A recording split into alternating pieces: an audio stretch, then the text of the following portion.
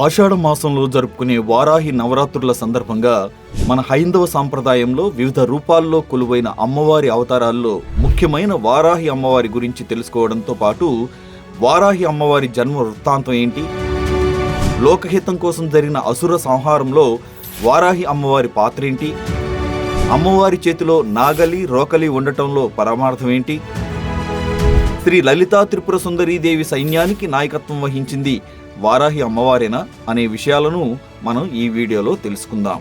Welcome to hidden folder.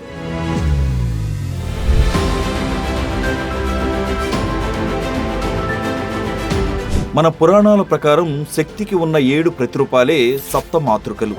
వీరే బ్రాహ్మి, మహేశ్వరి, కౌమారి, వైష్ణవి, వారాహి, ఇంద్రాణి, చాముండి.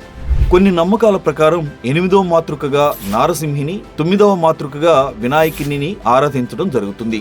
దుష్ట శిక్షణ చేసి భక్తులను రక్షించేందుకు ఈ సప్త మాతృకలు ఎల్లప్పుడూ సిద్ధంగా ఉంటారని భక్తులు విశ్వసిస్తారు. మార్కండేయ పురాణం ప్రకారం దేవుళ్ల శరీరాల నుంచి వారి స్త్రీరూప శక్తులు ఉద్భవించాయని చెప్పబడింది. దాని ప్రకారం శివుని నుంచి శివాని, విష్ణువు నుంచి వైష్ణవి, బ్రహ్మ నుంచి బ్రాహ్మణి, వరాహస్వామి నుంచి వారాహి అమ్మవారు ఉద్భవించారు. పూర్వం హిరణ్యాక్షుకుడనే రాక్షసుడు భూదేవిని అపహరించి సముద్రంలోకి తీసుకువెళ్లినప్పుడు శ్రీ మహావిష్ణువు వరాహ రూపంలో అవతరించి అతన్ని సంహరించి భూదేవిని రక్షిస్తాడు. వరాహస్వామి మీద ప్రేమతో అప్పుడు అమ్మవారు వారాహి రూపం తీసుకుందని, అందువల్ల వరాహస్వామి స్త్రీ రూపమే సప్తమాతృకల్లో ఒకరైన వారాహి అమ్మవారుగా కొన్ని ఆధ్యాత్మిక పుస్తకాల్లో ప్రస్తావించబడింది. తాంత్రికులకు ఇష్టమైన దేవత ఈ వారాహి అమ్మవారు. అందుకే ఈమెను రాత్రి వేళల్లో, అంటే సూర్యాస్తమయం తర్వాత గాని సూర్యోదయానికి ముందు గాని పూజిస్తారు.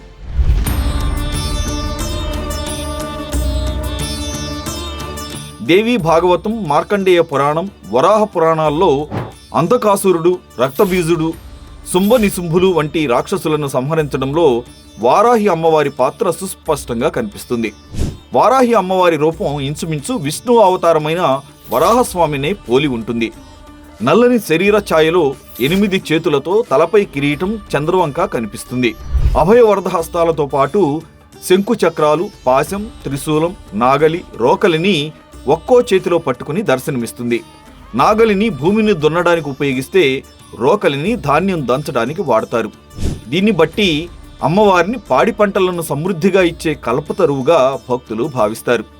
అందువల్లే సాక్షాత్తు భూదేవి స్వరూపమైన అమ్మవారిని ఆషాఢ మాసంలో వారాహి నవరాత్రుల పేరుతో పూజిస్తారు. దున్నపోతును వాహనంగా చేసుకుని సంచరించే వారాహి అమ్మవారు కొన్నిసార్లు గుర్రం, సింహం, పులిని వాహనంగా చేసుకున్నట్లు పురాణ కథల్లో చెప్పబడింది.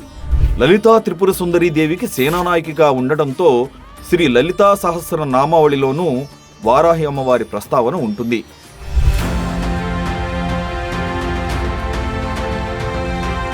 పూర్వం శుంభ నిశుంభులు అనే రాక్షస సోదరులు శివుడి కోసం ఘోర తపస్సు చేసి పురుషుల చేతిలో మరణం లేకుండా వరం పొంది వరగర్వంతో ముల్లోకాలను పీడించసాగారు. శుంభుడు స్వర్గాన్ని ఆక్రమించుకుని తనను తాను త్రిలోకాధిపతిగా ప్రకటించుకున్నాడు. దేవతలు భయంతో ఆదిపరాశక్తి వద్దకు వెళ్లి మొరపెట్టుకున్నారు. కోపోద్రిక్తురాలైన ఆదిపరాశక్తి తన లలాటం నుంచి కాళికాదేవిని సృష్టించింది.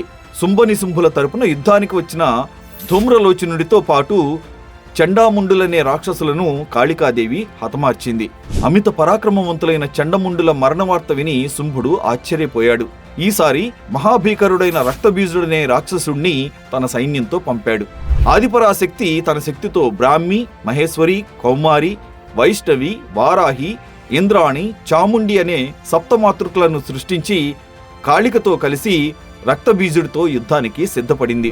శివుని వరం వల్ల ఆశ్చర్యకరంగా రక్తబీజుడికి గాయాలు తగిలినప్పుడల్లా అతని ఒంటి నుంచి నేలరాలే ఒక్కో రక్తబిందువు నుంచి ఒక్కో రక్తబీజుడు పుట్టుకురాసాగారు. దాంతో సప్తమాతృకలతో కూడిన కాళికాదేవి తన 1000 రూపాలతో 1000 నాలుకలు చాస్తూ రక్తబీజుడి నెత్తిడి బొట్టు నేల రాలకు ముందే తన నాలుకలతో తాగేస్తూ భీకర యుద్ధం కొనసాగించి చివరకు దుష్ట సంహారం గావించింది. రక్తబీజుడి మరణవార్త తెలియగానే శుంభునిశుంభులు యుద్ధభూమికి రాగా దుర్గాదేవి అవతారంలో ఆదిపరాశక్తి తన నుంచి ఉద్భవించిన సప్తమాతృకల తోడుగా ఆ రాక్షస సోదరులను అంతమొందించి దుష్ట శిక్షణ చేసింది.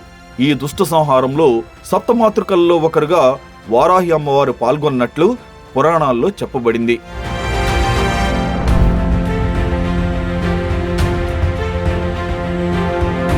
దేశంలోని వివిధ ప్రాంతాల్లో వారాహి అమ్మవారికి దేవాలయాలున్నాయి.